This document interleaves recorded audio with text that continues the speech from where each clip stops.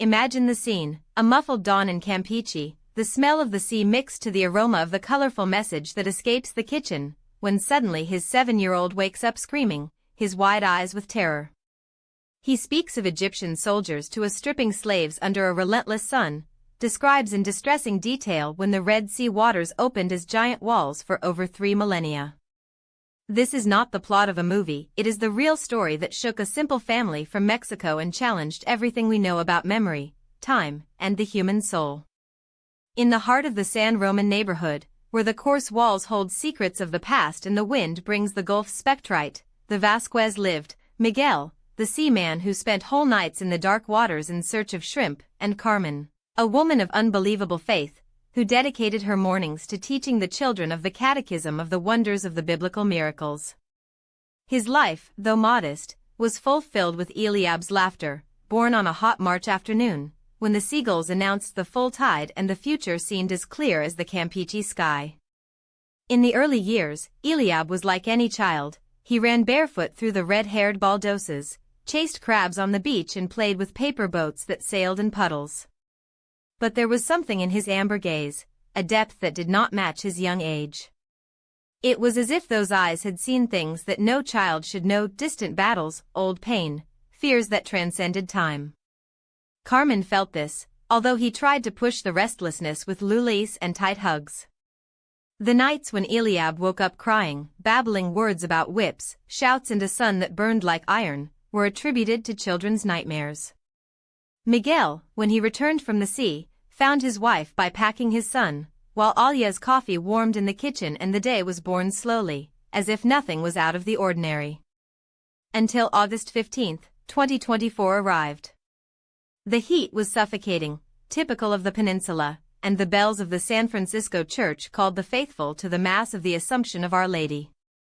The family, as always, was there, Miguel, with his hands calling for work, Carmen, with his rosary between his fingers, and Eliab, from beaten sandals, stepping on the cold stones of the temple. It was then that everything changed. Faced with a colonial painting of Moses holding the boards of the law, the boy suddenly stopped, solved his mother's hand and was still, as if he had seen a ghost. His eyes filled with tears, and when Carmen, kneeling beside him, asked what was happening, the answer was a punch to the stomach. "I was there, Mom. I carried stones at them. I saw when he lifted the staff and the water rose like walls, higher than our house." The air froze. The faithful turned, curious. Miguel, who was talking about the shrimp crop, approached and heard the impossible account: soldiers with shiny helmets, people running with bags in their backs, the red sky like the sunset in the sea, but loaded with terror. It was the vivid description of someone who was there. That afternoon, while Carmen prepared the cook pibble and the smell of the sour band and orange took over the house, Eliab played in the courtyard as if nothing had happened. The August sun burned the baldosas, and the boy, with his paper boats, looked just like a child. But at lunchtime, something unexpected occurred. When Miguel made the sign of the cross to bless the food, Eliab got up in the blue plastic chair and began reciting words in a language that his parents had never heard: Baruch to Adonai, Eloheinu, melech Jaalam. Miguel dropped the fork. "Where did you learn this, son?" he asked, his voice shaking. The answer was even more disturbing: "I always knew, Daddy. So we blessed bread in Egypt when we had something to eat." Carmen felt a knot in her throat. The cook was cool on the table, while an uncomfortable truth hovered in the air. That 7-year-old boy spoke as if he had lived another life, at another time, under another sky. And the scariest? He really believed in each word. Lowering the river to search for water or washing clothes, mothers forbade us from approaching the margin. They said that the Nile was a god for the Egyptians, but for us it was just a place of death, explained the boy, Passan. From the fingers by the rough edge of the wooden table Miguel had made with planks of a wreck boat. Carmen felt the cold sweat drain from the back, despite the damp heat that still involved the courtyard. They were not stories. They were not a child fantasies. It was memory. Living memory, throbbing in the voice of a boy who had never left Campeche, who has never seen a river beyond the narrow channels that served around the city. And yet, He spoke of the Nile as who still smelled the smell of rotten mud and fish in the nostrils, as who still listened to the screams of the Egyptian foreman echoing between the palm trees. And your mother, Miriam? Miguel hesitated, thick fisherman's hands shaking as he held Chaya's glass of water. What happened to her? Eliab's eyes filled with such an old sadness that it seemed to have been inherited from other ages. She did not reach the promised land, she replied, lowering her head. He died in the desert, shortly after we crossed the Red Sea. The sun was very strong, and the water we took to the odors ended up fast. She made me promise that she would take care of the younger ones, those born on the way. Then one day, he simply closed his eyes and didn't wake up anymore. The boy touched his chest, as if he still felt the weight of the promise.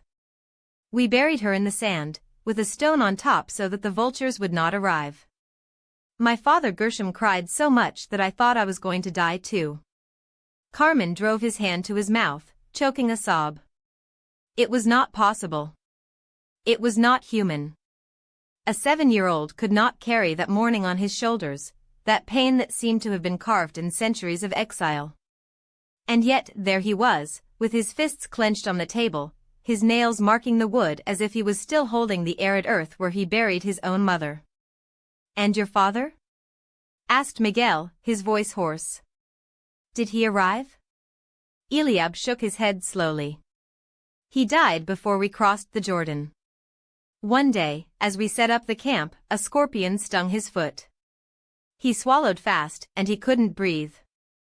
Moses prayed for him, but God had already decided to take him. The boy's lips trembled. I was alone then. Until I woke up here. The silence that followed was so dense that it seemed to have weight. Carmen looked at Miguel, seeking some explanation, some thread of rationality amid what everything. But the fisherman could only fix his eyes on his son, as if he feared that at any moment he would fade as smoke or worse, as if fear that it was something much older than a simple boy. It was then that Eliab raised his head, his eyes shining with an intensity that did not belong to that age. Dad Miguel. He called, extending his little hand on the table. You need to take me back.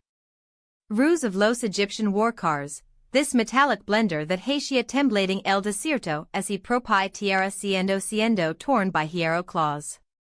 Eliab cerro los puños, los nudillos blocos bajo la luz cruda del mediodía campechano, as if he pudges feel el panic that he learned el pecho that time. He was y Ejirkel del Faraón. In the soil soldiers, Papa Miguel. It was all.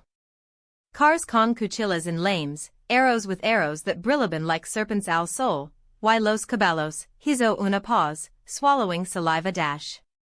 Los caballos era black like la noche sin luna, y sus crines volaban as llamas cuando galopaban. Los Egyptians britaban cosas horribles, cosas that in Quiero repeats. Decian that in the way before the soul was put it, that we rock ourselves as langastas, that us return to las cadenasas de Gerian puter in el desierto. Carmen if levelai uns bro, as he pudiera contener el faded bark that has lemon brucaba las cosillas. Miguel, en gear, in the apartaba los ojos del rostro de su yo, where there is a shadow of a hombre antiguo seems to lucha for emerging among the infantile rips. Hymens. Eliab breathes hondo, as he sire mismo reads hemo los pulmones al recordelo. Moses lifting a rod Hatia el mar. Un silencio cayo on el patio, tan dense who has the singing of los pajaros in el chico apote Paricia haber eve. Eliab extendio el brazo, imitating el gesto, and instant, bajo la light filtered by las hojas, Soluta widens like a prophet. Did Sipon say, and voice was just a hilo, pero. Loaded with something that did not belong to a child. It wasn't the wind, Dad. It was him. A sound like 1,000 trumpets at the same time, as if the sky had split in two. And then. His eyes, before golden, now burned with a fire that Miguel had never seen in them. The sea opened. Carmen held her breath. Miguel felt that the ground under his callosy feet became unstable, as if the story itself was rewriting the laws of the world in front of his eyes. It was a way, Eliab continued, now walking in circles, his hands moving as if they sculpt the air. A dry land, perfect, between two water walls higher than the palm trees here. The water did not fall, Dad. He didn't move. It was as if someone had frozen time only for us. The waves were still, shining under the sun, like blue crystals, but we knew that at any time they could fall and drown everyone. And you, they crossed? Asked Miguel, the hoarse voice, as if the words cost him blood. Eliab nodded, but his expression darkened. The first to enter were the bravest, those who were no longer afraid of anything. I saw my Uncle Aaron stepped on that dry floor with barefoot feet, as if tried if it was real. Then the women began to sing. They were not weeping, Mama Carmen. They were war chants. As if they knew that, for the first time, we were stronger than the Egyptians. He paused, and his lips trembled. But then we listened to the roar. Miguel leaned forward, his elbows on his knees, as if approaching could drag him to that distant desert. The Egyptians had also entered. Eliab closed his eyes, and a tear escaped, brilliant like the sea he described. Their horses slipped in the mud of the bottom, but continued advancing. The pharaoh was in front, in a golden car, shouting that would catch us even if he had to dry the sea with his own hands. He wore his eyes, and in them there was something that was not fear, but a terrifying certainty. But God did not allow it. The silence that followed was so deep that even the buzz of the mosquitoes seemed to have ceased. The waters fell, Eliab said, and his voice was a whisper that however filled the entire patio. Not like a wave, Dad. Like a fist. As if the sky had dropped and crushed all of them in a single blow. He took his hands to his ears, as if he could still hear the drowned screams. The cars, the horses, the men, everything disappeared in seconds. Only the sea remained again, calm, as if nothing had happened. As if an entire army had just swallowed. Carmen sobbed, unable to contain it. Miguel stared at his son, but he no longer saw the boy who fished with him in the morning. I saw a witness. To a survivor of something that only existed in the sacred books and in the sermons of Father Lorenzo. And then Eliab did something that left them breath. He knelt on the floor of Apstone land, gathered his hands as in prayer, and began to recite in a guttural language ancient, the words he had heard that morning on the shore of the Red Sea, when the Hebrew women sang Victoria's song while the bodies of their oppressors sink into the depths. Miguel did not understand the words. But he understood the tremor in his son's voice. And he understood, with a sacred terror, that something impossible had just become real. The rumble of 1,000 thunder breaking in unison. As if the heaven departed in two and the ocean, tired of containing his fury, decided to swallow the pride of Pharaoh and the steel of his legions. Eliab opened his eyes suddenly, and in them the reflection of a cataclysm burned that not even time had managed to turn off. The waters did not fall, they threw themselves. With a roar that froze the blood in the veins of the Hebrews already safe on the shore, two white foam walls and divine anger crashed into the dry road, dragging cars, horses, armor and the cries drowned from men who, seconds before, believed they owned the destination. The sea closed like a grave. As a closed fist that will crush, once and for all, the last threat against the chosen people. Water. Eliab's voice was a whisper now, but every syllable weighed like lead, everything was swallowed. The golden cars sank like stones. The horses became shadows that the current dragged. To the depths. And Pharaoh. He paused, and for the first time, his childish face showed the weight of a memory that did not belong to him, but that he had recorded in the soul. Pharaoh, with his snake crown and his mantle of arrogance, disappeared under the waves as if he had never existed. A thick silence fell on the patio. Only the buzzing of the insects in the Campicana afternoon and the choppy jadio of Carmen, which had the white knuckles of tightening the edge of the table. And you? Miguel asked, with the dry throat. What did you do when they saw that? Eliab slowly turned to them, and in his eyes there were no tears, but an ancient fire. A fire that had seen Miriam burn when, with a tambourine in her hands, she began to sing with the other women, while the sea spit the remains of the army that dared to challenge Yahweh. "We chants," he said, and his voice echoed as an echo of that triumphal choir. "My mom Miriam took her drum and began to sing, 'Sing Jehovah, because he has done something glorious,' horse and rider threw into the sea. And we all follow her. Even the children. To the elderly who could no longer walk, but who hit the ground with their canes to the rhythm of victory. Because that night, Dad Miguel, we learned what it was to be free." He stayed still, with his arms still extended as if he embraced the memory of that game, on that road of dry earth that had taken them from terror to the promise. Then, he lowered his hands and sighed, as if he released the air also released centuries. "That's what I saw," he murmured. "That is what I am." Carmen took her hands to the face.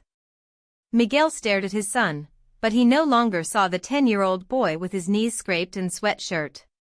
"I saw a witness to a bridge between the dust of history and the breath of the divine." And at that moment, something in the air changed. As if the wind that still whistled among the trees of the patio carried with him the distant echo of a sea that, thousands of years ago, had obeyed a more powerful voice than that of the kings. The air is filled with that uncomfortable silence that only breaks the pencils by scoring in notebooks or the creak of a briefcase when opened. Eliab did not look away from the doctor's face, as if her eyes dark as the wet earth after the rain could read in her the same thing she tried to decipher in him. Because the greats, continued with a calm that disarmed, when they do not understand, they look for two things, or a disease that explains everything, or a miracle that justifies it. "And you brought devices to measure my head, as if my memories were a tumor." Father Vega crossed his arms, but not for skepticism, but because something in the child's voice had touched him like a finger on his shoulder. Or as if they were a blessing, he murmured, more for himself than for others. Dr. Morales, on the other hand, did not hide his fascination. With hands that had held ceramic fragments of 3,000 years, carefully developed the first object on the table, a cooked mud shard, with inscriptions for Proto-Sinaitic that only the most trained eyes could decipher. "Eliab," he said, sliding the fragment to him, "this was found near Tel El-Borg, in the north of Sinai. It belongs to an Egyptian fort of the 18th dynasty, the time of Ramses II. Do you recognize these symbols?" The boy bowed his head, and for a moment, the patio of the house in Campeche vanished. There were no longer bungles climbing the wall, nor the smell of freshly baked bread that came from the kitchen. Only the hot wind of the desert, the creak of the sand under spent sandals, and the weight of a mud table among its small fingers. "It is a tax record," he responded at last. "The Egyptians used it to tell the grain they stole from the Hebrews. That symbol there," he pointed to a thin finger, "is the hieroglyph for wheat load. He wrote it was in a hurry, stain the ink in the corner." Dr. Castillo dropped her pen. Father Vega Santigua without realizing it. And Dr. Morales, for the first time in 3 decades of excavations, felt that the ground moved under his feet. "And this?" he asked, now showing a lapis lazuli amulet with the figure of a winged beetle, found in a noble tomb in Pi-Ramses. "He was from an officer," said Eliab without hesitation. "He wore him on his neck the day the sea closed. I saw it float. I walk between the bodies, shining like a cat's eye under the sun." He approached, took the amulet with reverence, and brought him closer to his ear, as if he could still hear the echo of the waves devouring metal and meat. "This man shouted his mother's name before sinking," he added quietly. "His name was Nebu." The silence that followed was not uncomfortable. It was sacred. Like the one that precedes an oath, or the one left after a miracle. Dr. Castillo, whose career had been built on diagnoses and protocols, felt her hands tremble when taking notes. "Eidetic memory," he wrote, but crossed out the words instantly. "Because what I was witness was not just remember. It was testimony." "And the columns of fire?" asked Father Vega, breaking the spell with a hoarse voice for emotion. "Those that, according to the Exodus, guided the people at night." Eliab closed his eyes. When he opened them, they had lost the innocence of a 7-year-old boy.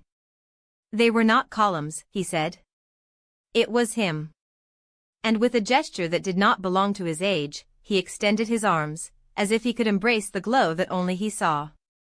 It was as if the sky had torn, and someone had put their hands to illuminate the road. I didn't burn, but if you approached too much, your hair was bristling and you felt that the chest was going to explode. He paused, looking for words that did not exist in any language. It was the sound of silence made light. Dr. Morales took off his glasses and rubbed his eyes.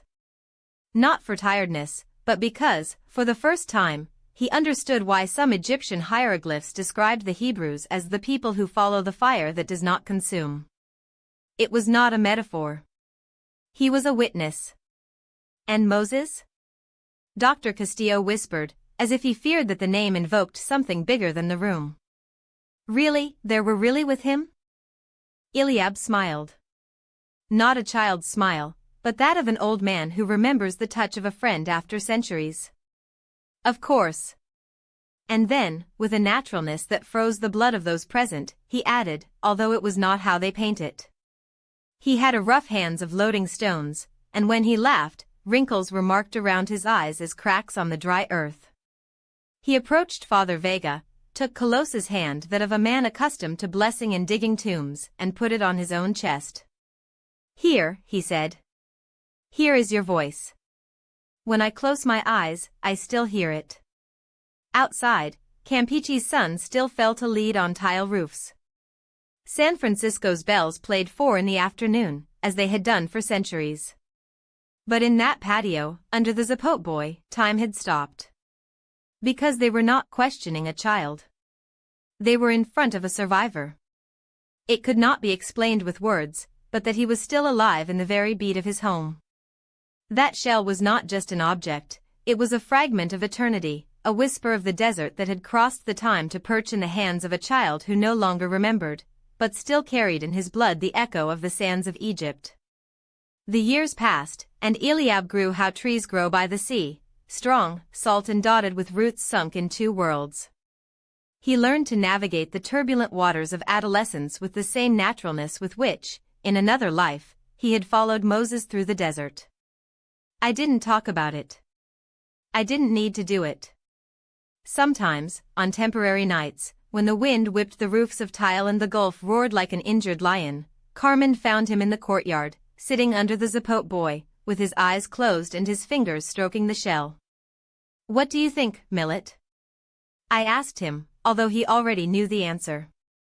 In nothing, Mom, he replied, but his smile was different. It was the smile of who keeps a secret that is not his, but from the universe. Father Vega, already old, used to say that Eliab was like those saints of which books are not written, but that they walk between us with the peaceful light of those who have seen the face of God. He did not preach. He did not do miracles. It was simply. And in that quiet being, in his way of leaning to collect a snail on the beach or to remain motionless when the sun was put as a host of fire on the horizon, there was something that transcended the ordinary. The neighbors loved him. Teachers remembered him as a brilliant student, although sometimes too still, as if heard music that only and I could hear. Until one day, at 17, Eliab announced that he wanted to study archaeology. Archaeology? Miguel repeated, cleaning his hands in the salt-stained pants. And that for what, son? To dig up old bones? Eliab did not flinch. He only pointed to the horizon, where the sea and heaven merged into a blurred line. Because there are things that the world has forgotten, Dad. And someone has to remember them. Carmen held her breath. It was not the response of an impulsive young man, but the serene certainty of a man who, without knowing how, remembered a mission. Dr. Morales, aware of the news, arrived that same week with a letter of recommendation for the Hebrew University of Jerusalem. The institute will cover all expenses, said the document. Your case remains of exceptional academic interest. And if you remember everything there? Carmen murmured that night, while Miguel checked his son's bags. What if it is again? Miguel hugged her, feeling the weight of the years on her shoulders. Then we will know that God was not wrong to choose it. The day of the farewell, the port of Campeche dawned with a strange calm, as if even the wind knew that something big was about to happen. Eliab hugged his parents with a force that hurt, but his eyes had no tears. Only peace. Before climbing the plane, a small silver amulet that always carried, a jamsa, the symbol of the hand of Fatima that Carmen had given him years ago. He placed it on her palm and closed her fingers on cold metal. "Get it for me," he said. "Until it returns." "And when will that be?" she asked, with a broken voice. Eliab smiled. Not as a child, but as someone who had already lived 1,000 lives. "When the sea decides." And so, between the smell of salt and the distant repeat of the bells of San Francisco, the son of the fisherman and the teacher left towards Jerusalem, carrying in the backpack not only books and clothes, but the silent weight of a testimony that the world was not yet ready to understand. But the world, sooner or later, always ends up listening. Because the greatest truths are not shouted, they whisper. And the whispers, when they come from the soul of a survivor, last more than the empires. Time, that relentless sculptor, was carved in Eliab the marks of an existence that was no longer his. The pages of the books that devoured at the university, which volumes dusty on lost civilizations, spoke to him in a language that his blood recognized before his reason. The excellent notes were not merit of the discipline, but of an ancestral memory that aroused between the lines, as if the Egyptian hieroglyphs or the Dead Sea Rolls whispered secrets. And when the sun of Campeche fell on the sea to sunset, transforming the waves into copper sheets, he helped his father collect the networks with hands that, once, had sustained the hope of an entire town. Memories were no longer dreams. They were echoes. Echoes of a prayer in Hebrew that sneaked into the crunch of the branches of the Chicxulub when the night extended its mantle over the gulf. Echoes of a cradle song that no mother had sung her, but that her soul was humming in the dark, as if the wind drags her from a past that the world had taken out dead. Because there are truths that are not archived in memory, they are recorded in the bone. And there are miracles that do not die with those who lived them, but they expect, patiently, for time to align the stars to reveal themselves again. In that modest house of white walls and windows always open to the sea, the proof of the impossible sometimes breathes among us. That a soul can cross the threshold of death and return not as a ghost, but as a witness, not to frighten, but to remember. Because miracles are not lightning that leaves the sky, they are seeds. And when faith is the fertilizer, to the desert it blooms. The sea knew it. Every morning, when the tide was removed, he left conches that seemed to form ancient letters. Every afternoon, when he returned, he erased the footprints as if he kept a secret too big to be deciphered by curious eyes. But Eliab understood. He was the answer to a question that the universe had been asked in silence: what happens when the story needs a witness that no longer exists? The answer was in your hands, in the calm form. Or tied the knots of the networks with a precision that he had not learned, in the dreams where he walked through cobbled streets that no map recorded. He was in the way. When he closed his eyes, he could still smell the bread burning in the ovens of a ghetto that the fire had failed to consume at all. If this story resonated in some corner of your soul, it is because you carry the certainty that there is more.